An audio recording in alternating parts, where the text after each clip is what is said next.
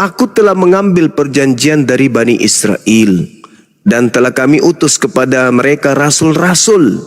Jadi ada beberapa rasul yang diutus kepada Bani Yakub. Tetapi setiap rasul datang kepada mereka dengan membawa apa yang tidak sesuai dengan keinginan mereka, maka sebagian dari rasul itu mereka dustakan. Bahkan sebagian lain mereka bunuh, seperti Nabi Zakaria misalnya. Nah, inilah kenapa kalau Allah menyesatkan manusia, mereka ini disesatkan. Kenapa mereka disesatkan oleh Allah? Allah menjawab di dalam Al-Quran surah Al-A'raf ayat 146. Jadi kalau mereka mengatakan siapa yang menyesatkan? Ya Allah yang menyesatkan mereka. Cuman yang salah mereka bertanya di tengah. Harusnya mereka bertanya, kenapa kami tersesat? Sehingga Allah menyesatkan kami. Jadi Allah itu memang menyesatkan orang yang memilih sesat. Jawabannya ada di Al-Quran surah Al-A'raf ayat 146. Di situ diterangkan begini, akan aku palingkan tanda-tanda kekuasaanku dari orang-orang yang menyombongkan diri di bumi tanpa alasan yang benar, kata Allah. Kalaupun mereka melihat setiap tanda kekuasaanku, mereka tetap tidak akan beriman kepadanya. Coba lihat ketika Yesus datang, Yesus memperlihatkan kekuasaan Tuhan di tengah-tengah mereka. Tapi mereka menganggap itu sihir. Dan jika mereka melihat jalan yang membawa kepada petunjuk, mereka tidak akan menempuhnya. Tetapi jika mereka melihat jalan kesesatan, mereka menempuhnya. Jadi ketika Yesus datang kemudian mengajarkan jalan yang lurus, yaitu hanya menyembah kepada Allah dan kemudian menjalankan hukum-hukum yang datang dari Nabi Musa alaihissalam, mereka kemudian tidak mau jalankan itu. Cuma lo diskusi apa ceramah Juma? Kalau bang, sabar dulu, sabar ya. Kan belum diskusi, saya diskusi. Sabar. Iya bener, enggak aku lama. Ya udah turun kau sana pergi cebok ke kebun. Enggak, justru ada yang gue pengen tanya sama lu. Kau sana ke kebun manja kelapa malam-malam. Kok sibuk kali kau. So cantik, so hebat. Naik ke sini ya tuh diskusi, Bos. Salam dulu kayak apa kek. Ya. Jadi gitu teman-teman. Mereka melihat kesesatan, mereka malah menempuh jalan kesesatan itu. Apa enggak sesat itu? Tuhan datang, mengosongkan diri, lalu kemudian tidak bisa berbuat apa-apa lagi, lalu kemudian jadi manusia. Apa itu nggak sesat yang kayak gitu-gitu? Pencipta langit dan bumi turun jadi bayi, apa nggak sesat kayak gitu? Ya sesat lah, tapi mereka mengikuti. Itulah makanya Allah katakan disesatkan mereka itu, zalika bi annahum kazzabu bi ayatina wa kanu anha ghafilun, kata Allah. Yang demikian ini adalah karena mereka mendustakan ayat-ayatku dan mereka selalu lengah terhadapnya. Itu apa yang dikatakan oleh Yesus. Coba ini implementasinya. Yesus datang mengajarkan semua tinta merah. Kalau dalam pola Kristen, tinta merah adalah sabda Yesus.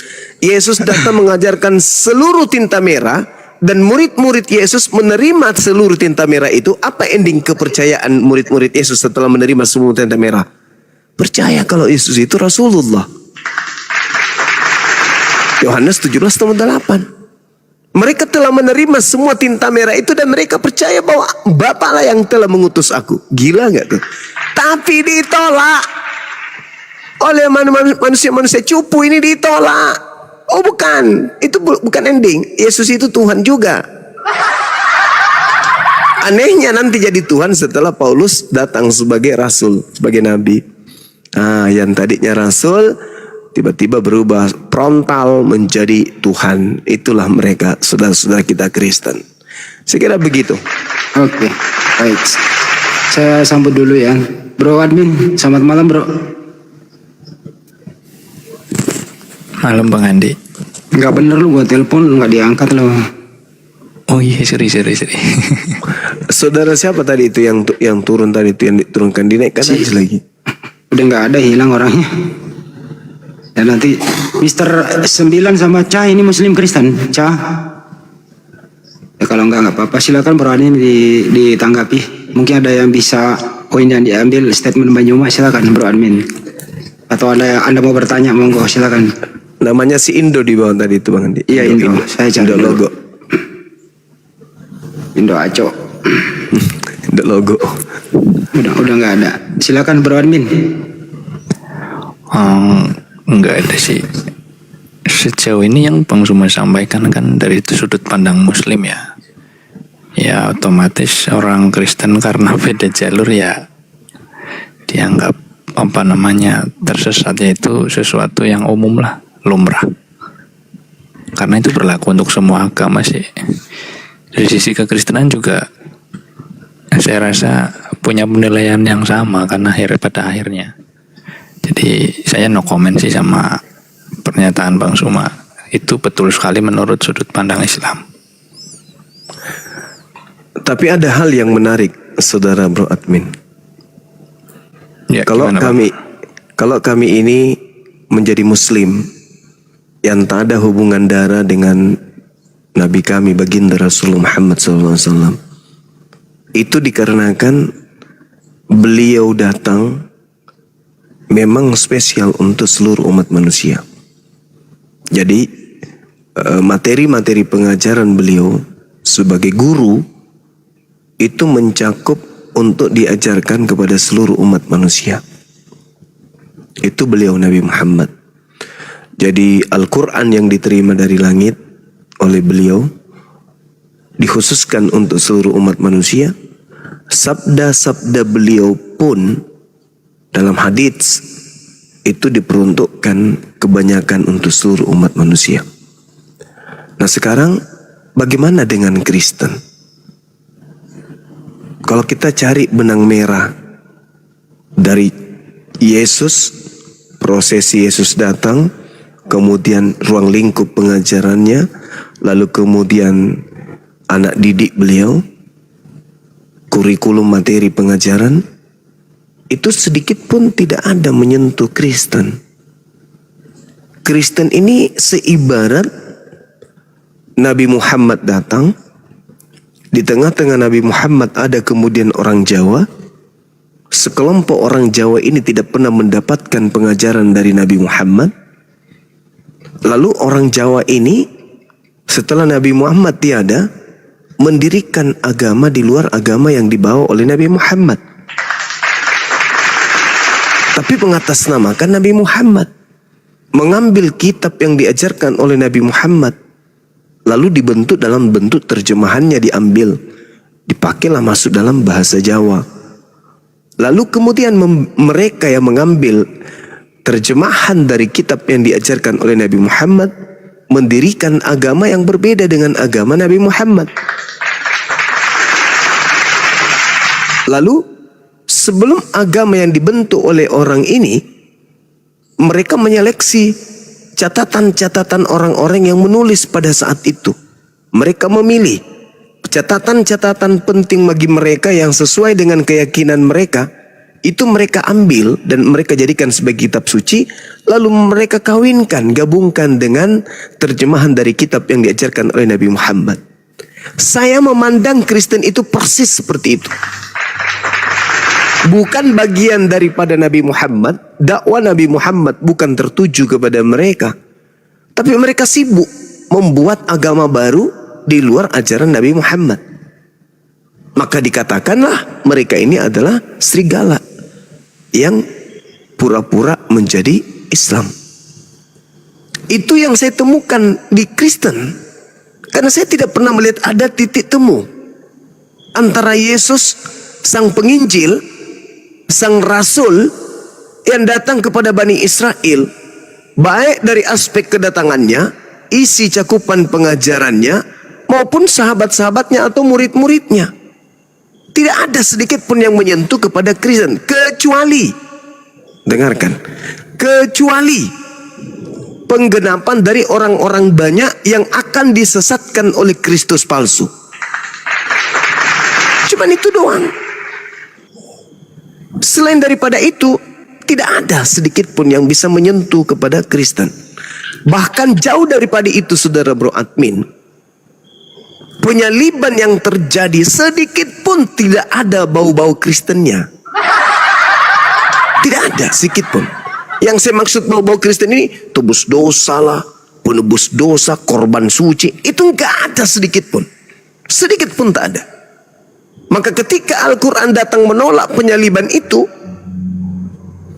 menolak ajaran, itu menolak keadaan orang Yahudi. Jadi yang harusnya sibuk ini antara Yahudi dan Islam. Orang Yahudi kalau Anda lihat di dalam kitab Talmud, Sanhedrin 43, mereka kemudian menyalib, membunuh Yesus dan menyalibkan Yesus. Al-Quran mengatakan mereka tidak membunuh dan mereka tidak menyalib. Dua pekerjaan ini mereka tidak lakukan. Sedangkan dalam Talmud mereka, dua pekerjaan ini mereka lakukan. Membunuh, lalu kemudian menggantung, menyalib. Jadi setelah Al-Quran itu datang, menegur mereka, kemudian menyampaikan, Al-Quran menyampaikan kepada mereka, wa qaulihim inna qatalnal masiha Isa bin Maryam Rasulullah wa ma qatalu wa ma salabu walakin subbiha lahum. Al-Quran menerangkan bahwa mereka orang Yahudi tidak membunuh Isa putra Maryam, melainkan orang yang diserupakan bagi mereka. Apa reaksi mereka?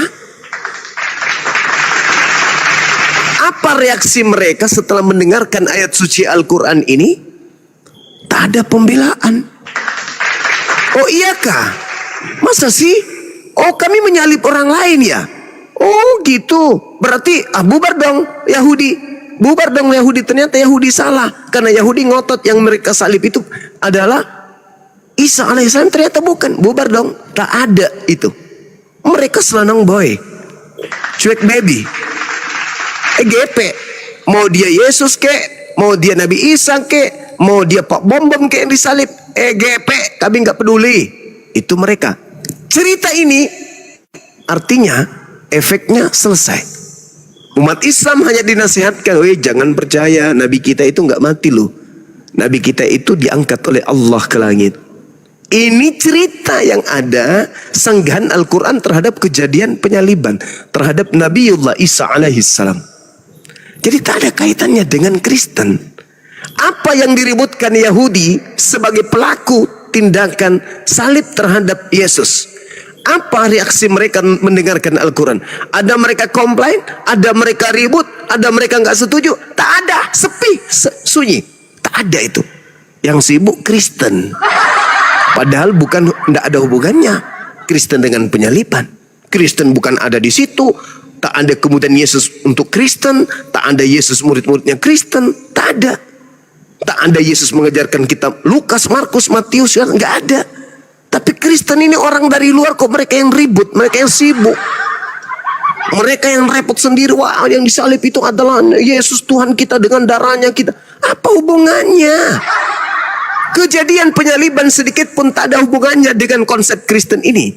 Tuhan datang dalam rupa manusia, mati untuk dosa-dosa kita. Itu gak ada hubungannya. Apa hubungannya? Tak ada. Cerita yang ada, orang Yahudi ingin membunuh Yesus karena menganggapnya tukang sihir. Dah selesai.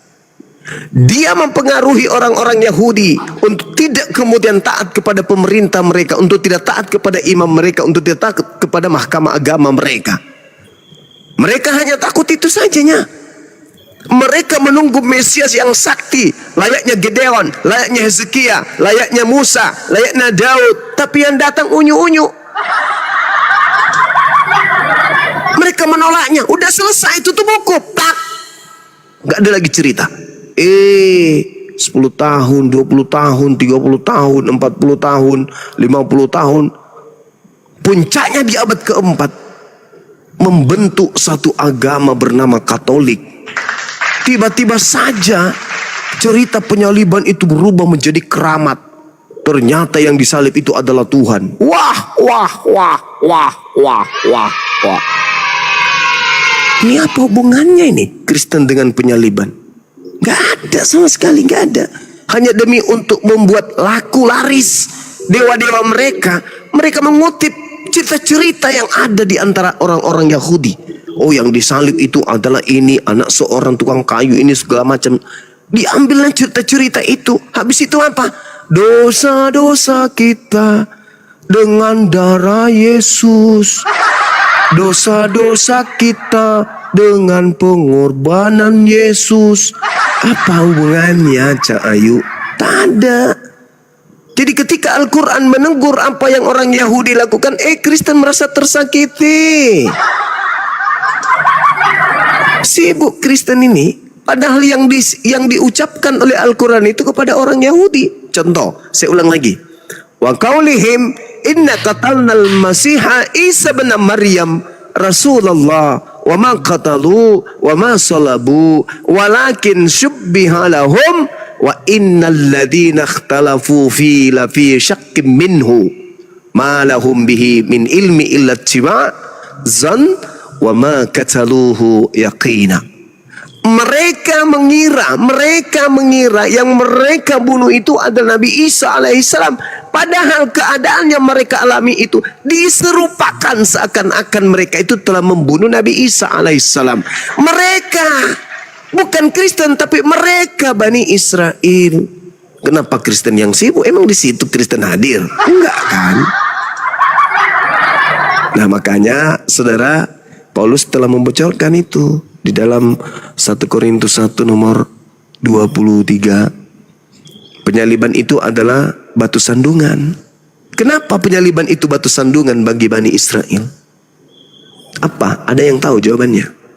Dan bagi orang non-Yahudi, kata Paulus, itu adalah satu kebodohan. Kenapa juga penyaliban bagi orang non-Yahudi itu satu kebodohan? Itu juga harus dijawab. Kenapa penyaliban dianggap batu sandungan oleh Paulus? Dan kenapa dianggap kebodohan bagi non-Yahudi? Karena ada cerita terbalik di sana. Itu batu sandungan itu. Makanya kenapa dikatakan batu sandungan? Coba Anda lihat apa yang diceritakan kemudian Lukas di dalam Kisah Para Rasul 2. Karena itu ia melihat ke depan dan telah berbicara kemudian tentang kebangkitan Mesias. Kebangkitan di sini sebenarnya kalau kita jujur ingin memaknai bahasa Yunaninya itu tidak mestinya dikatakan kebangkitan, dinaikkan kemudian, menaikkan Mesias. Ketika ia mengatakan bahwa dia tidak ditinggalkan di dunia orang mati, dia tidak ditinggalkan di dunia orang mati. Tetapi kemudian dikatakan lagi dan bahwa dagingnya tidak mengalami kebinasaan. Artinya daging Yesus ini, Nabi Isa alaihissalam dalam pandangan Islam itu tidak menjadi mayat. Itu tidak menjadi mayat beliau. Oleh karena itulah saudara, ketika dalil ini menjadikan batu sandungan bagi orang Yahudi, makanya dikatakan Yesus inilah yang dibangkitkan oleh Elohim, dan tentang hal itu kami semua adalah saksi. Dan sesudah ia ditinggikan oleh tangan kanan Elohim dan menerima Roh Kudus yang dijanjikan itu, maka dicurahkannya apa yang kamu lihat dan dengar ini. Sebab bukan Daud yang naik ke surga, malahan justru Daud sendiri berkata, Tuhan telah berfirman kepada Tuanku, duduklah di sebelah kananku sampai kubuat musuh-musuhmu menjadi tumpuan kakimu. Jadi seluruh kaum Israel harus tahu. Nah ini batu sandungannya. Ini batu sandungannya. Jadi seluruh kaum Israel harus tahu dengan pasti bahwa Allah telah membuat Yesus yang kalian salibkan itu menjadi Tuhan dan Kristus. Itu batu sandungannya itu. Batu sandungannya adalah yang disalibkan tadi menjadi Kristus, menjadi Tuhan. Pertanyaannya, menjadi Kristus palsu kah? Karena itu adalah batu sandungan. Ketika mereka mendengar hal itu, apa yang terjadi? Mereka terharu. Lalu mereka bertanya kepada Petrus dan rasul-rasul yang lain. Setelah mereka membunuh nih, apa kata orang itu kepada Petrus? Apakah yang harus kami perbuat saudara-saudara? Jawab Petrus kepada mereka, bertaubatlah. Bertaubatlah dan hendaklah kamu masing-masing memberi dirimu dibaptis dalam nama Yesus Kristus untuk pengampunan dosamu, maka kamu akan menerima karunia Roh Kudus. Sebab bagimulah janji itu dan bagi anak-anakmu dan bagi orang yang masih jauh, yaitu sebanyak yang dipanggil oleh Tuhan Elohim kita, dan dengan banyak perkataan lain ia memberi suatu kesaksian yang sungguh-sungguh, dan ia mengecam dan menasihati mereka, katanya, berilah dirimu diselamatkan dari angkatan jahat ini. Itu batu sandungan bagi mereka Bani Israel. Ternyata setelah mereka melakukan pembunuhan, mereka menyesal. Mereka menyesal. Sehingga yang mereka bunuh ini diangkat kemudian oleh Tuhan mereka menjadi Kristus. Menjadi penyesat. Menjadi ladang kemudian bagi orang-orang untuk menjadi batu sandungan terhadap penyaliban. Dan terhadap orang non-Yahudi percaya itu adalah sebuah kebodohan. Pasti bodoh. Saya pastikan pasti bodoh. Pasti bodoh. Gak bisa tidak. Apakah yang dibunuh itu Tuhan? Bukan. Siapa yang dibunuh? Yesus. Apakah Yesus bukan Tuhanmu? Tuhan. Loh, dibunuh kemanusiaannya, kedagingannya. Tuh, ada benarnya ini Paulus juga. Makanya dikatakan Al-Quran, wa makaru wa makarallah. Al-Quran kemudian menjelaskan itu. Ya, saya kira begitu saudara, bahwasanya jelas bagi kita, bagi kami ya, yang berakal sehat, bahwa tak ada hubungannya Kristen ini dengan penyaliban. Hanya ya kalau Paulus mengatakan ada suatu kebodohan, ya memang saya melihat kalian itu culun sih kalau berbahas tentang penyaliban. Silakan.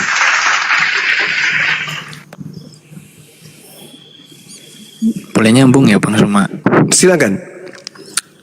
Ya, mumpung membahas surat Paulus nih, menarik sekali. Memang Paulus bilang begitu ya. Di 1 Korintus 1, 22 sampai 24. Di situ yang disebutkan adalah orang Yahudi dan orang non-Yahudi. Memang yang pertama jadi batu sandungan. Batu sandungan ini mungkin beda dengan yang disampaikan Bang Suma ya. Jadi yang disebut batu sandungan itu karena orang Yahudi menantikan Mesias yang superpower, menunjukkan kuasa besar. Yang diharapkan itu yang berkuasa secara politik seperti Daud, punya kuasa. Tapi yang datang justru Yesus, bukan yang dengan kuasa yang seperti mereka harapkan. Karena dia dulu wafat, terus waktu datang juga naiknya keledai, kan begitu. Nah, itu yang jadi batu sandungan orang Yahudi untuk menerima Yesus sebagai Mesias. Nggak mungkin Mesias itu lemah seperti ini. Yang mereka harapkan adalah yang superpower. Itulah yang disebut batu sandungan maksudnya Paulus untuk orang Yahudi. Sedangkan untuk orang Yunani, mereka kan menggunakan logika, filsafat, kehebatan intelektual. Maka peristiwa penyaliban, Tuhan kok disalib, mana masuk akal, begitu loh, dikatakan sebuah kebodohan. Jadi sama seperti orang-orang Romawi, di luar Romawi yang juga mungkin meninggikan logika, itu juga disebut oleh Paulus, bagi mereka ya peristiwa salib ini kebodohan. Tapi beda lagi sama untuk orang-orang yang dipanggil. Nah, ini kuncinya. Bagi orang-orang yang dipanggil, orang-orang percaya, ya justru penyaliban ini salah satu kekuatan Tuhan dan hikmat Tuhan. Ya, beda sudut pandangnya. Jadi lebih dipertegas lagi bahwa apa yang Bang Suma sampaikan menurut pandangan orang Kristen yaitu keliru. Nggak seperti itu Bang Suma. Dan satu lagi, kalau Bang Suma bilang bahwa orang Kristen ini nggak ada hubungannya, ya itu juga aku rasa terlalu berlebihan ya. Karena mau bagaimanapun orang Kristen kita mengaku sebagai pengikut Kristus, pengikut Yesus. Kenapa tidak langsung bilang saja bahwa kalau seandainya tidak ada hubungannya antara Kristen dengan Yesus, ya bilang saja kalau yang mereka ikuti itu bukan Yesus yang sama dengan Nabi Isa gitu loh. Kan lebih enak ya. Jadi enggak jalannya jelas gitu loh. Ada Yesus yang memang Nabi Isa, ada Yesus yang Yesus sendiri gitu loh. Orang-orang pengikutnya sendiri, misalnya ya kita ini, orang-orang yang ada di Indonesia itu pengikut Yesus sendiri, bukan Yesus yang sama dengan Nabi Isa. Begitu kan lebih, istilahnya lebih enak jalan sendiri-sendiri. Dan jadi tidak menghakimi gitu loh. Kalau yang awal tadi dikatakan misalnya orang di luar Islam itu sesat, saya sepakat. Tapi kalau sudah bilang misalnya orang Kristen ini bukan pengikut Yesus atau apa, tidak ada hubungannya dengan Yesus, ya itu ya lucu aja sih. Gitu Bang Suma. Silakan yang lain kalau mau nambah. Oke. Jadi yang saya maksud di sini adalah Yesus yang adalah nabi, Yesus yang adalah rasul yang diutus kepada Bani Israel, itu nggak ada hubungannya dengan Kristen, sama sekali nggak ada. Tetapi kalau saudara mengatakan Kristen itu adalah pengikut Kristus yang datang kepada Paulus, ya memang betul. Saudara Kristen ini adalah pengikut Kristus yang datang kepada Paulus. Tapi kalau Yesus anak Maria yang melakukan penginjilan kemudian kepada Bani Israel, itu beda. Nah, kembali kepada penyaliban. Yang dikatakan kemudian Bro Admin terkait dengan penyaliban yang Anda jelaskan, itu bukan penyaliban pandangan orang Yahudi, itu bukan penyaliban. Batu sandungan yang menjadi penyaliban itu adalah batu sandungan. Penyaliban ini yang menjadi batu sandungan. Akibat adanya penyaliban yang mereka lakukan, miliaran manusia kemudian tersesat dengan penyaliban itu. Kenapa? Karena Sibilis ISIS menjadikan penyaliban itu sebagai ladang untuk merekrut pasukan. Itu loh, itu batu sandungannya. Karena gara-gara mereka menyalibkan, penyaliban terjadi, maka korban yang ada di atas salib ini nantinya akan menjadi Tuhan bagi manusia unyu-unyu. Itu maksudnya batu sandungan itu. Dan orang yang menerima penyaliban ini kemudian sebagai keselamatan, itu adalah sebuah kebodohan. Anda salah tafsirkan lagi bahwa penyaliban itu bagi orang Yunani. Justru orang Yunani yang percaya itu. Maksudnya penyaliban ini ketika ditinjau dari aspek keilmuan, orang yang percaya itu akan nampak bodoh.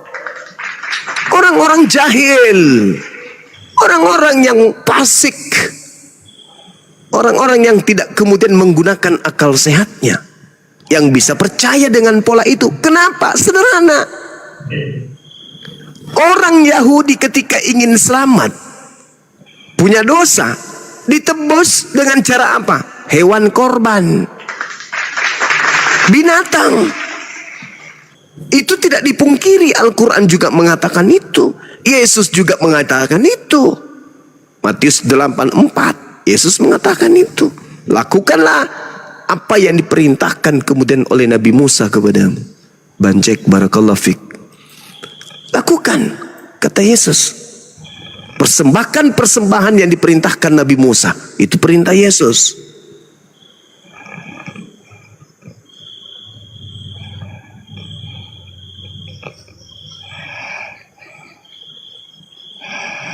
Waduh, Bang Ju makan repot lagi nih Bang Dalbo.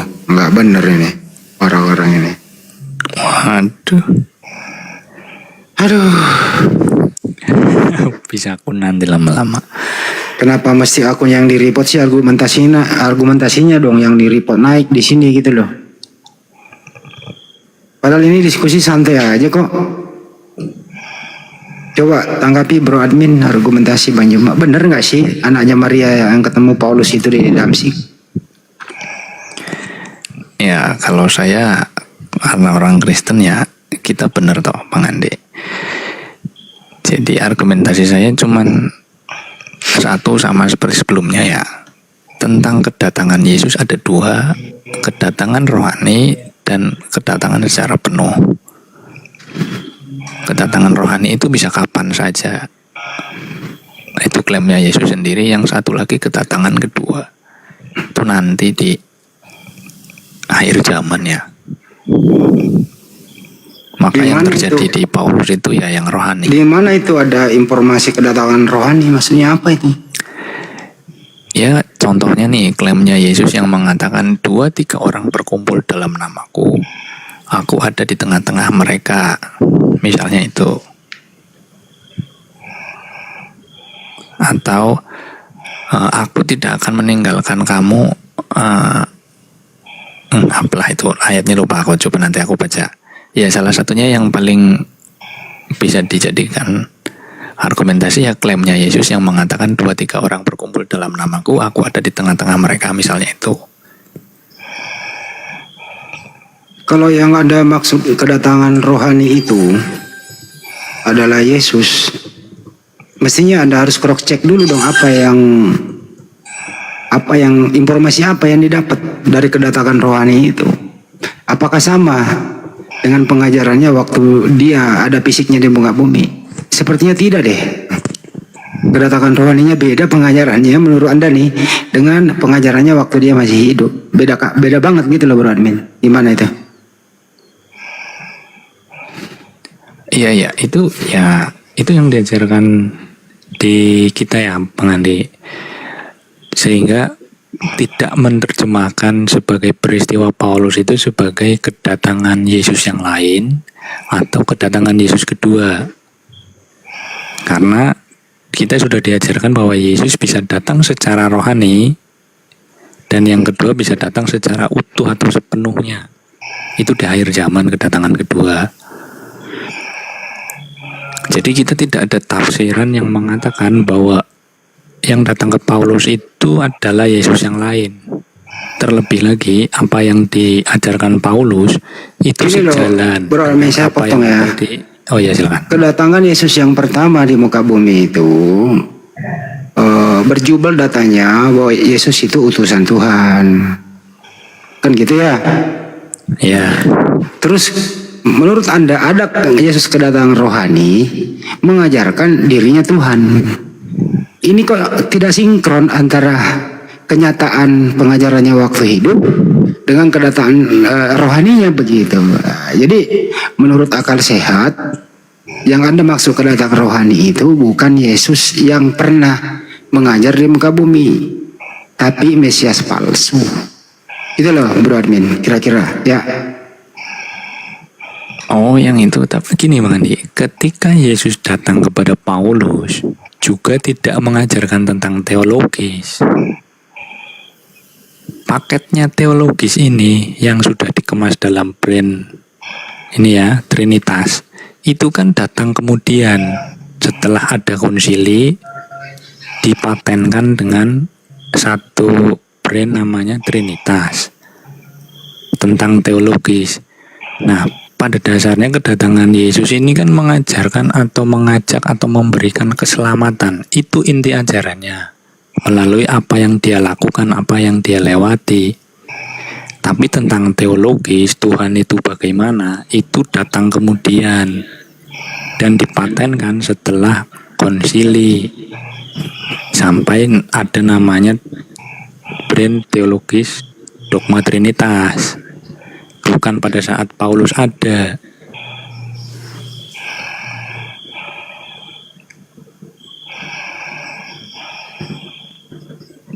Jadi itu udah beda.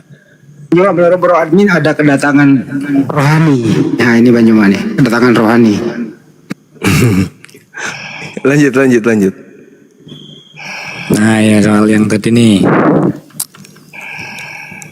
Mohon maaf nih Bang Suma, tadi soalnya lanjutnya ke ini, ke tentang siapa yang datang ke Paulus, itu yang ditanyakan sama Bang Suma tadi, Bang Handi. Dan ya kalau kita di Kristen memang diajarkan begitu, ada dua kedatangan. Yang pertama kedatangan rohani, yang kedua kedatangan secara utuh atau sepenuhnya. Itu kedatangan kedua nanti di akhir zaman. Tapi kedatangan rohani itu ya bisa kapan saja.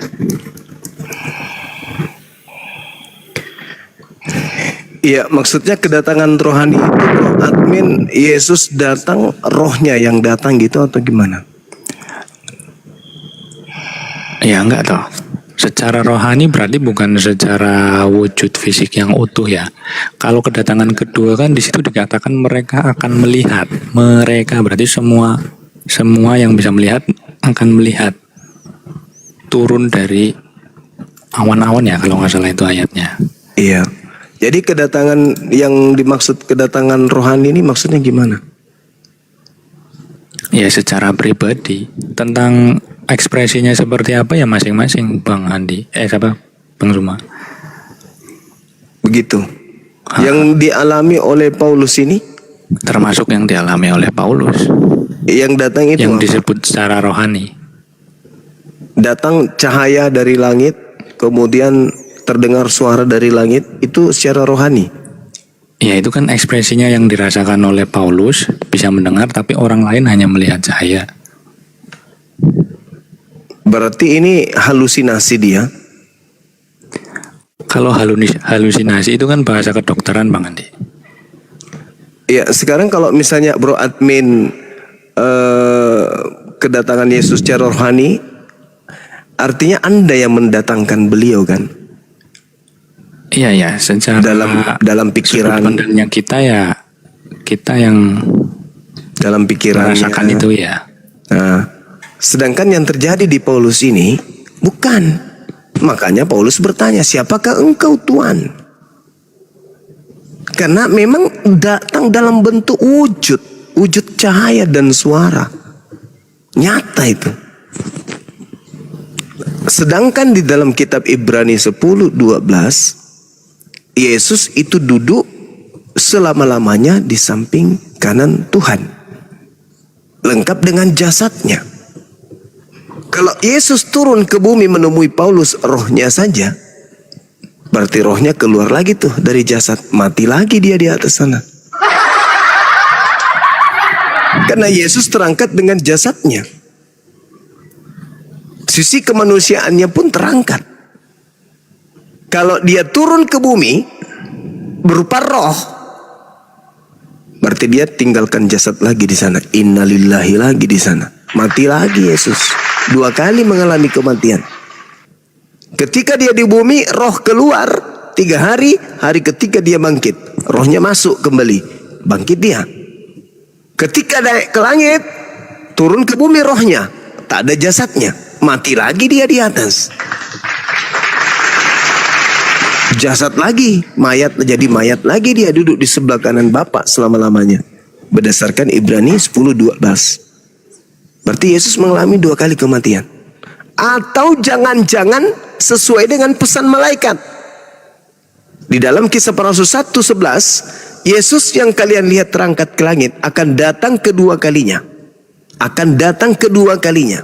Sama seperti kalian melihat dia terangkat ke langit. Berarti kedua kali dia Yesus. Kalau Yesus yang datang, maka dia wajib hukumnya lengkap dengan jasad.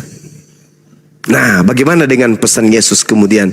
Waspadalah kepada penyesat yang datang kepadamu dengan memakai namaku dan berkata akulah Kristus. Dia akan menyesatkan banyak orang. Yesus kemudian tambahkan tuh. Bagaimanakah cara tandanya? Jika apabila engkau mendengar atau melihat ada orang berkata, ada Mesias di sana, ada Mesias di sini, jangan kamu percaya. Sebab Mesias palsu, Kristus palsu, dan nabi-nabi palsu akan datang dan akan melakukan banyak mukjizat. Sekiranya mungkin menyesatkan murid-murid pilihan juga. Camkanlah, aku telah mengatakannya terlebih dahulu kepadamu. Jadi apabila ada orang berkata ada Kristus di padang gurun, ada Kristus di dalam bilik, jangan kamu percaya. Bagaimana dengan pesan itu? Itu ucapan Yesus kepada angkatan pertama, orang yang hidup sesaman dengannya. Waspadalah yang datang kepadamu. Berarti datang kepada murid Yesus, orang yang mengaku bertemu dengan gurunya. Kata Yesus, jangan kau percaya. Paulus datang mengaku bertemu dengan Yesus di padang gurun. Murid-murid percaya enggak? Kalau murid-murid percaya, berarti dia termasuk kelompok yang disesatkan, karena Yesus mengatakan menyesatkan orang-orang pilihan juga, murid-murid pilihan. Nah, padahal pesannya jangan percaya. Sebab datang nanti kedua kali aku lengkap dengan jasad. Ini tidak bisa dianggap sepele. Penyesat itu datang di abad pertama, mengaku Yesus Kristus, lalu menyesatkan banyak orang. Kalau ini bukan Kristen, orang banyak yang sesat ini bukan Kristen oleh Kristus yang palsu ini, lalu siapa? Ada enggak? Ada enggak orang yang mengatasnamakan diri mereka pengikut Kristus selain Kristen? Enggak ada. Sedangkan yang harus diwaspadai adalah Kristus. Kristen pengikut Kristus. Kristus mana yang diikuti oleh orang Kristen ini? Sedangkan Kristus yang adalah anak Maria, pengikutnya tidak ada jadi Kristen, enggak ada. Mereka tetap berpegang kepada ajaran yang guru mereka sampaikan. Seperti itu, kawan.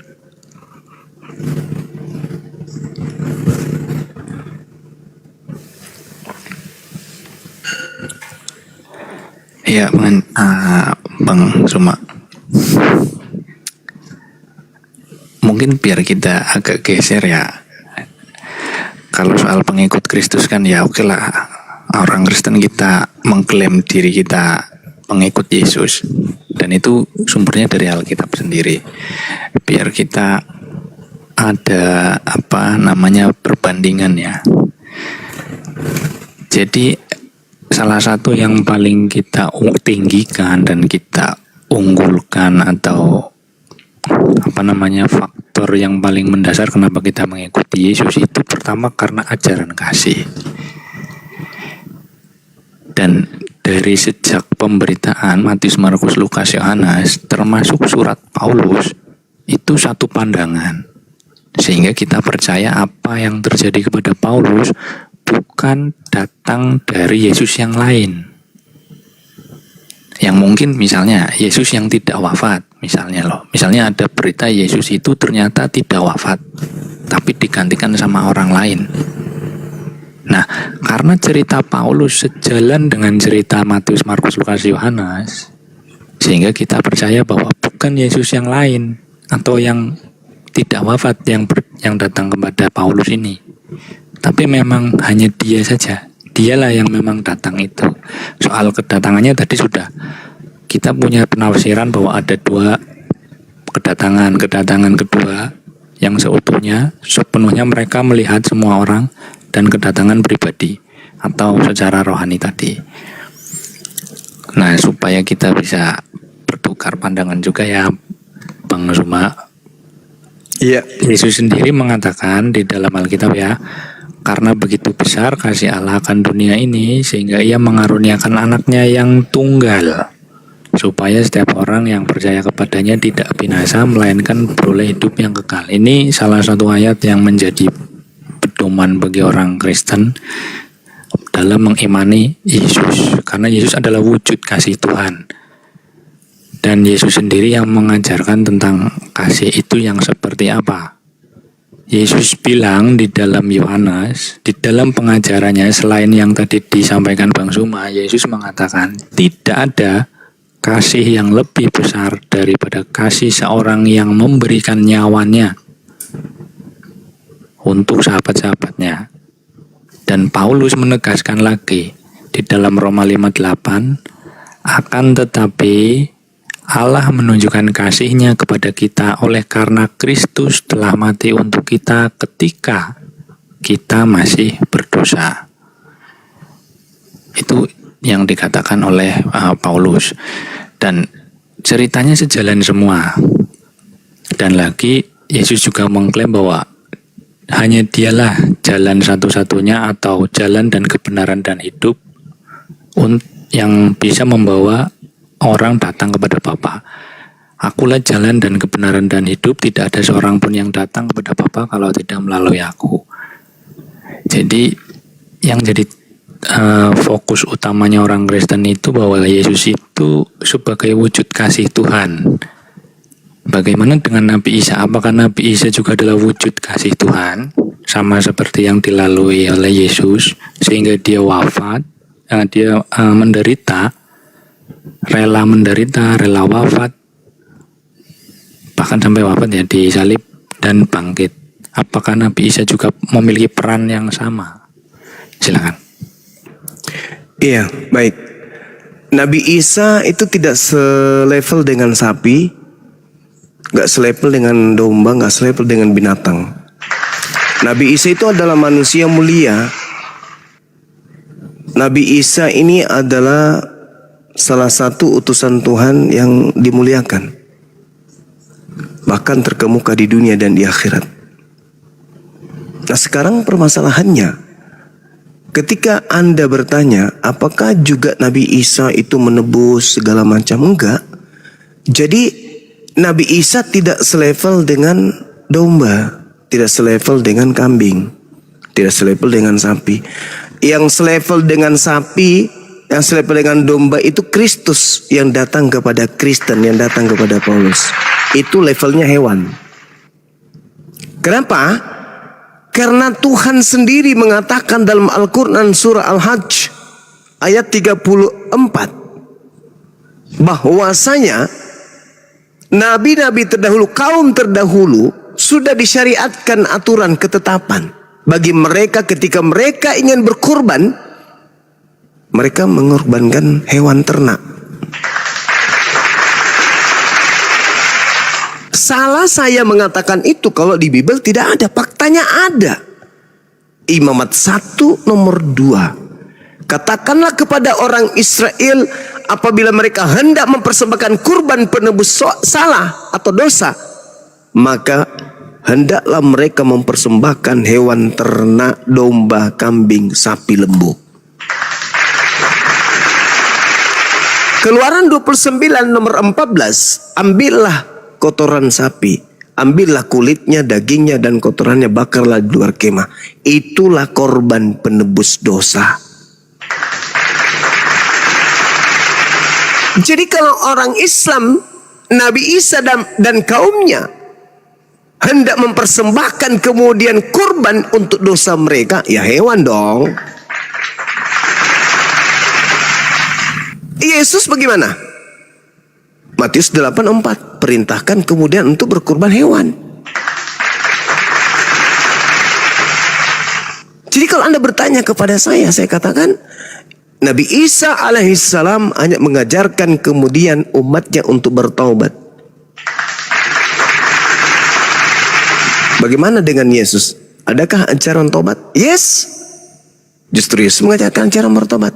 Bahkan setelah kejadian mereka menyalibkan orang, Petrus murid Yesus pun mengajarkan agar mereka bertobat dari pekerjaan itu. Malah disuruh dibaptis.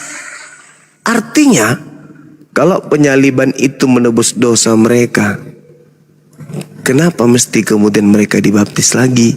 Kenapa disuruh bertobat lagi oleh Petrus? Bukankah Yesus mati untuk dosa-dosa mereka? Lalu mengapa mereka bertobat dari kejadian membunuh itu? Itu yang kedua.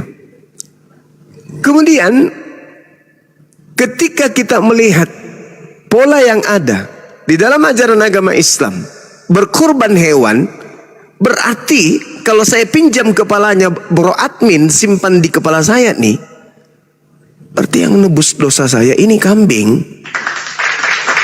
Kambing ini sangat berjasa berarti. Kambing ini menyerahkan nyawanya untuk dosa-dosa saya berarti. Berarti saya harus tuankan ini. Karena dia begitu kasih. Dia serahkan nyawanya demi dosa saya. Wah, ini kambing ini Tuhan. Begitu juga orang Yahudi. Ketika pinjam kepala saudara bro admin, mereka akan menyembah sapi. Kenapa? Karena sapi telah berkorban, menyerahkan nyawanya demi untuk dosa orang Yahudi. Anehnya, orang Yahudi korbannya dipotong di leher, bukan digantung di salib. Anehnya lagi, tumbal atau korban penebus dosa oleh orang Yahudi dan orang Islam tidak disembah. Kristen korbannya adalah manusia, manusianya yang disembah. Andai saja Kristen ini disuruh perintahkan menyembah monyet, mengorbankan monyet, wow, saya nggak bisa pikirkan bagaimana Kristen menyembah monyet. Andai saja Kristen ini diperintahkan mempersembahkan sapi, maka sapi yang disembah. Persembahkan ayam, ayam yang disembah. Orang Yahudi sudah diajarkan, dan kalau Kristen meniru ajaran itu, maka harusnya Kristen berpola kepada ajaran tersebut. Apa itu? Korban tidak disembah. Korban ya korban. Ini berbeda. Ada kekuatan dunia gelap yang ingin disembah, sehingga dia mengajarkan bahwasanya aku berkorban untuk dosa-dosa kalian loh. Apa kemudian pembalasan kalian kepadaku? Tuhan kan saya dong. Sapi ada di Tuhan kan yang jadi korban terus dosa. Kambing ada? Enggak ada. Nah ini saudara yang harus Anda pikirkan. Nabi Isa alaihissalam mengajarkan kemudian kepada kaumnya, Inni abdullah atani alkitab wa ja'alani nabiyan. Aku ini adalah hamba Allah. Mengajarkan kepada umatnya untuk menghambakan diri kepada Allah. Atani alkitab. Aku ini hamba Allah yang diberikan kemudian ketetapan. Mengajarkan kemudian kepada Bani Israel untuk ikut kepada ketetapan tersebut. Wa ja'alani nabiyan. Aku ini penerima wahyu dan aku ini penerima pesan untuk pada kalian. Apa pesannya? Ani abdullah rabbi wa rabbakum. Sembahlah Allah Tuhanku dan Tuhanmu. Itu cara jalan lurus yang diajarkan oleh Nabi Isa alaihissalam. Menyembahnya kepada Allah, taat kepada hukum-hukum Allah, dan taat juga kepada apa yang diperintahkan kemudian kepada mereka. Itu jalan keselamatannya. Ya Bani Israel, inni rasulullahi ilaikum. Aku ini adalah utusan Allah kepadamu. Mengajarkan Taurat kepadamu dan memberitakan tentang datangnya Nabi Muhammad sebagai roh kebenaran yang akan mengajarkan segala sesuatu yang akan datang setelahku. Itu ajaran Nabi Isa. Bagaimana dengan Yesus? Yesus pun mengajarkan hal yang sama. Cuman Kristus ini loh yang datang ke Paulus ini loh yang beda ajarannya. Kalau Anda mengatakan Anda percaya dalam Yohanes 3 nomor 16, coba gunakan akal sehat. Sekali lagi gunakan akal sehat. Saya bacakan dengan seksama kitab Anda sendiri di dalam kitab Yohanes 3 nomor 16. Coba direnungkan setelah saya membacakan. Karena begitu besar kasih Tuhan akan dunia ini, sehingga dia menganugerahkan, mengaruniakan. Orang ini adalah anugerah, bukan kutuk. Dia adalah anugerah dari Tuhan.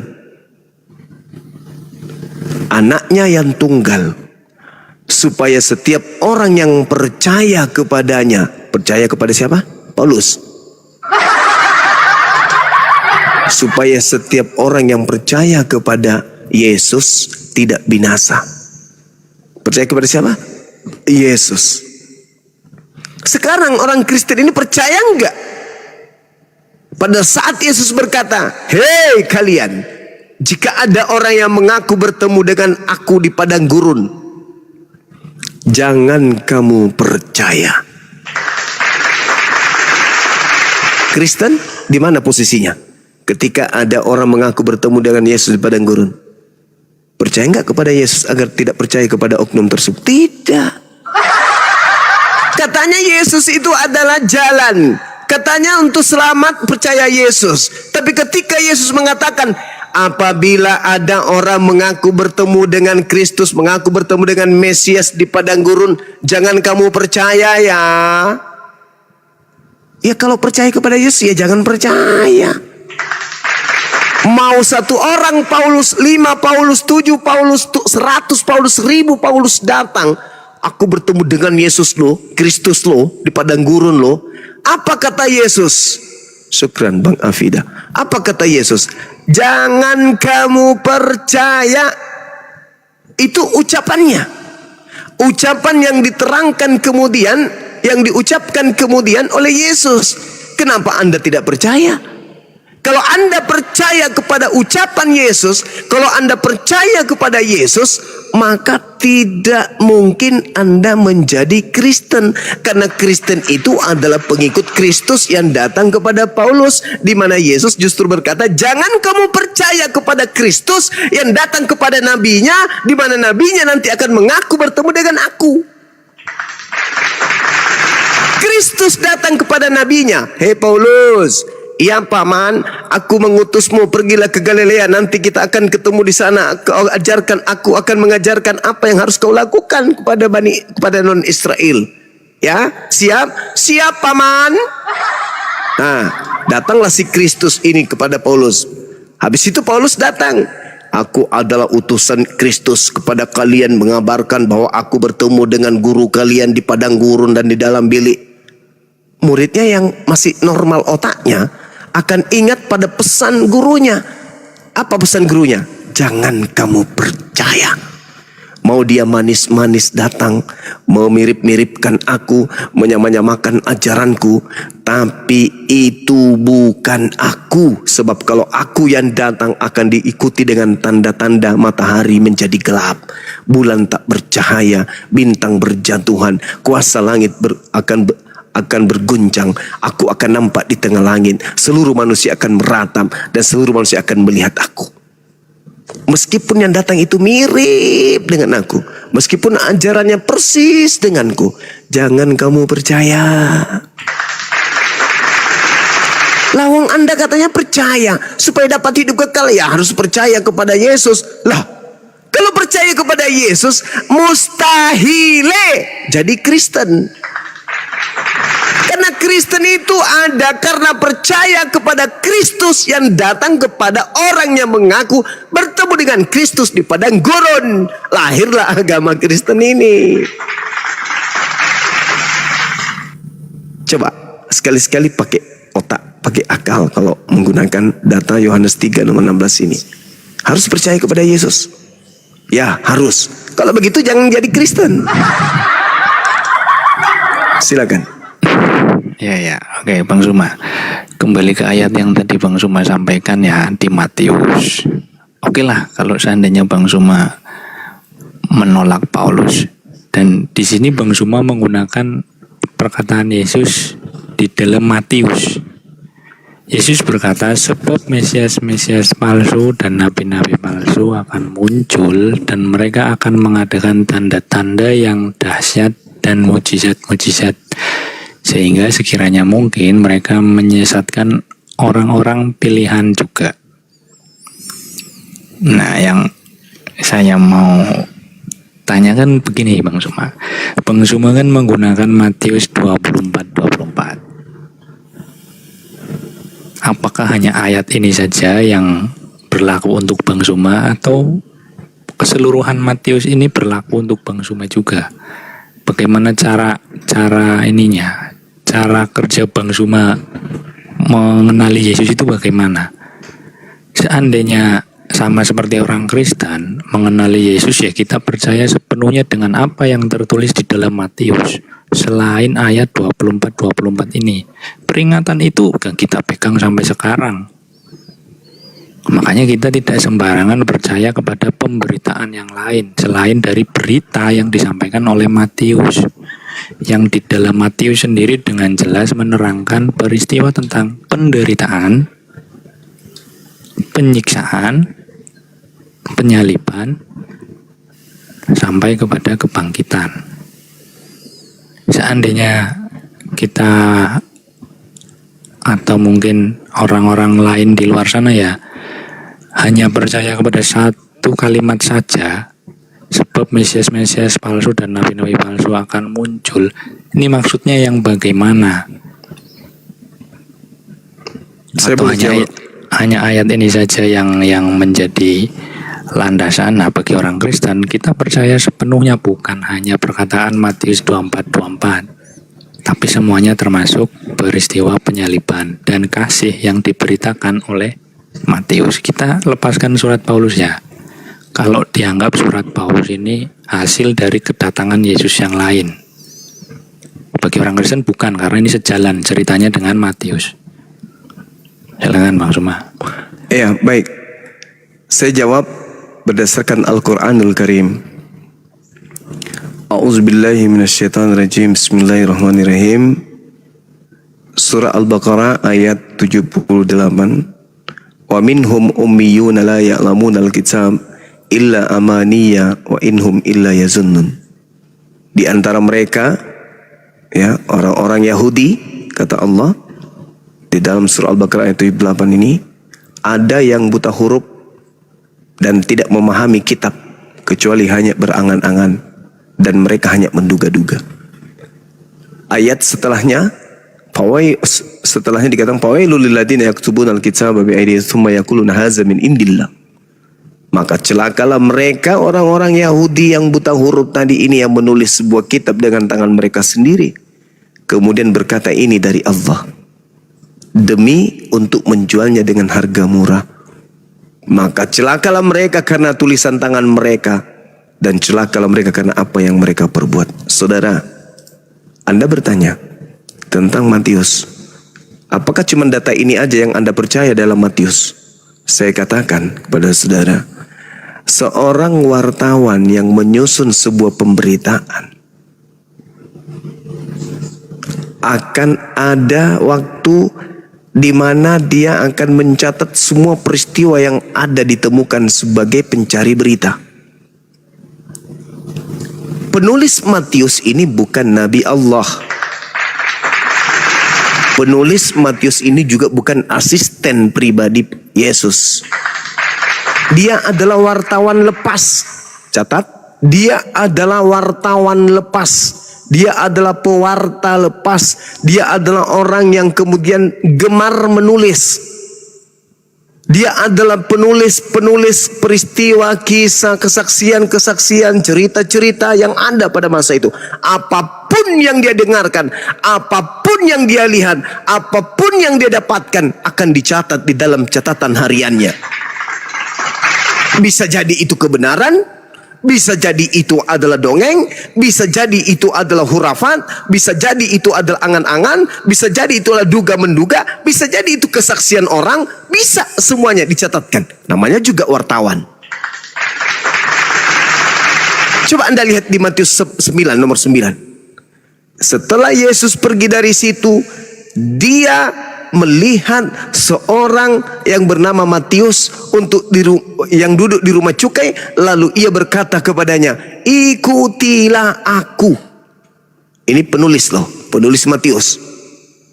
Penulis kitab Matius mengatakan, setelah Yesus pergi dari situ, Yesus melihat seorang yang bernama Matius.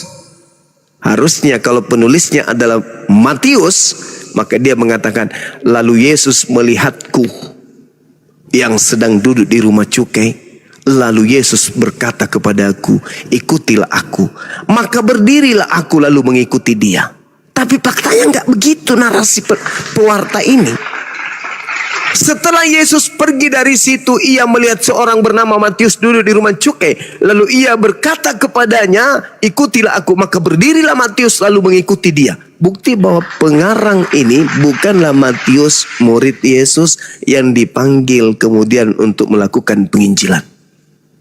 Jadi ketika Anda bertanya kepada saya, apakah hanya Matius 24 ini? Maksudnya Anda ingin mengatakan bahwa semuanya itu adalah firman Tuhan, itu sabda Yesus, itu ada kebenaran? Tidak, tidak sama sekali.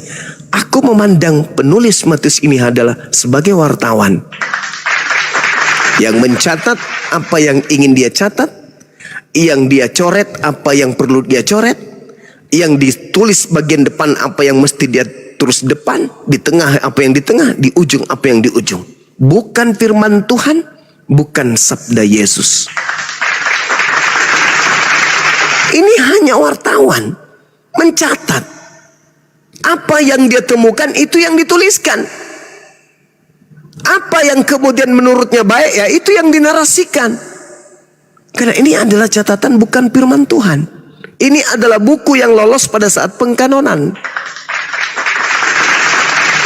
Jadi di dalamnya ada kebenaran, yes. Di dalamnya ada kesesatan, ya.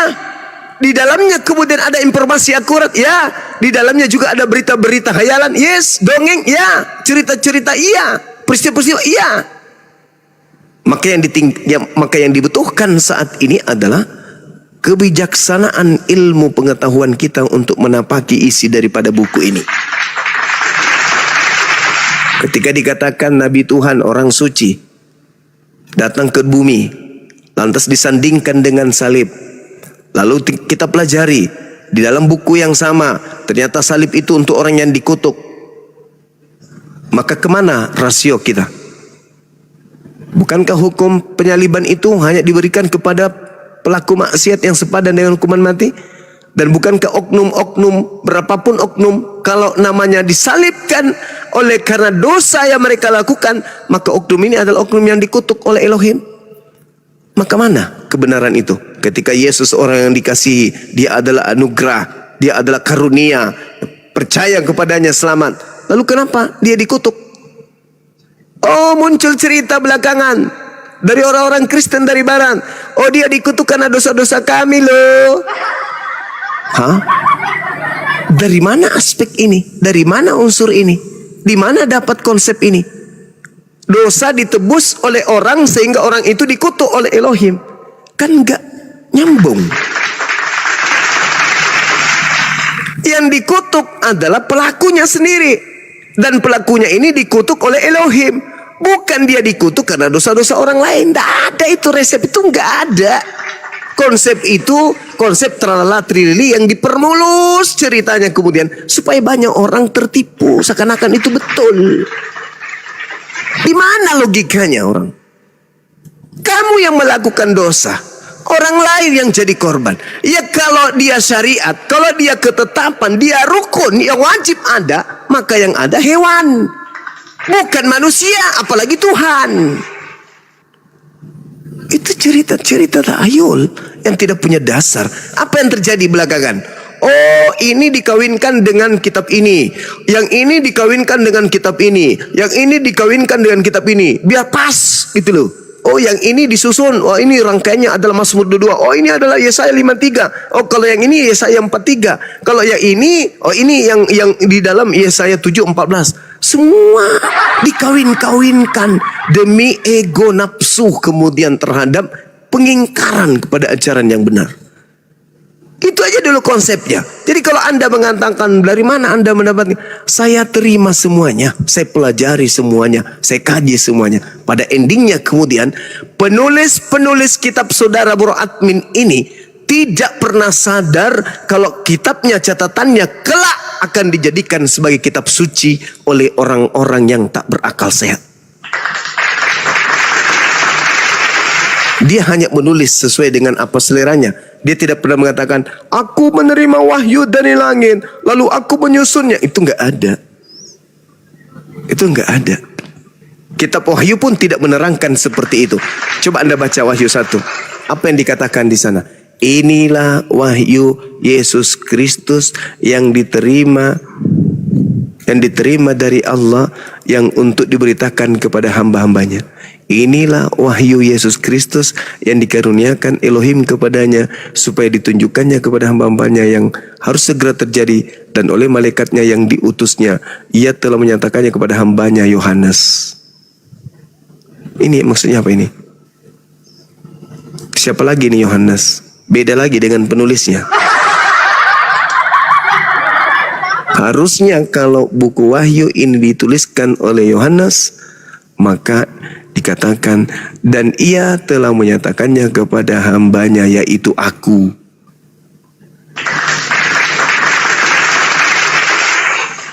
Saya kira begitu, saudara, silakan.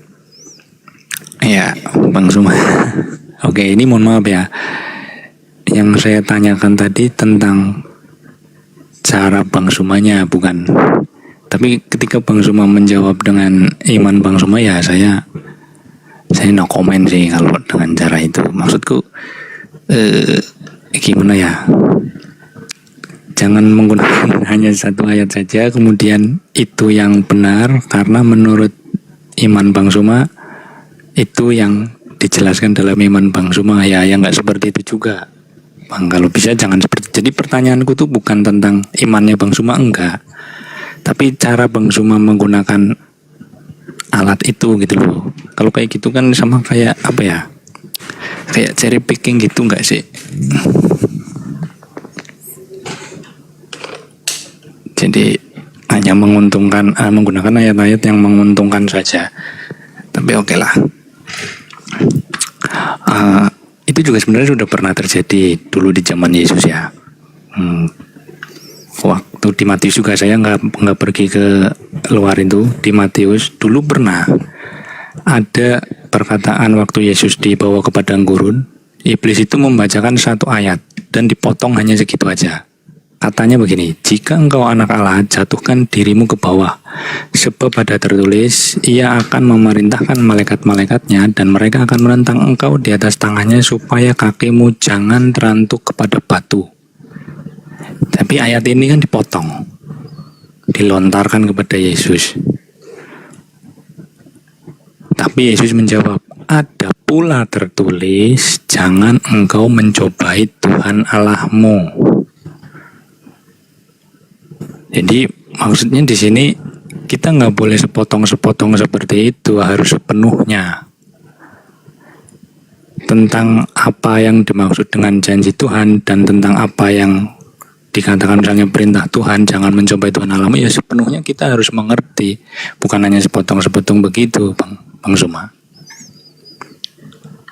Jadi yang aku tanyakan itu caranya Bang Suma menggunakan Matius, percaya dengan Matius 24:24 tetapi tidak percaya dengan pemberitaan Matius yang lain itu, dan menggunakan argumentasi dari misalnya iman Bang Suma, ya saya no comment kalau itu.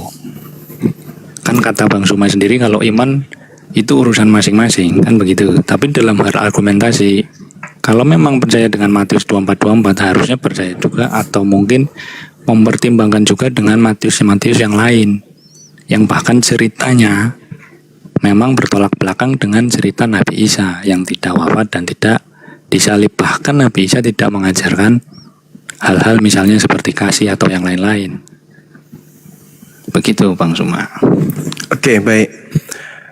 Saya memandang saudara ini apa ya, enggak cermat menangkap apa yang saya sampaikan. Kalau saya sederhanakan yang saya sajikan tadi itu, seibarat uang palsu. Uang palsu itu tidak semuanya palsu.